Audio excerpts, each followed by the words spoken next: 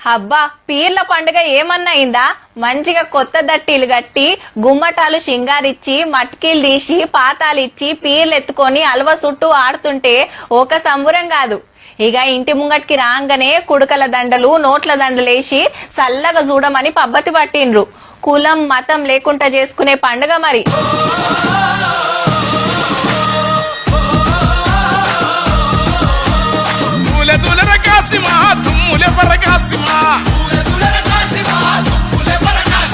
తుమ్ములే బరగాసిమా తూలాడు తుంకు కాసిమా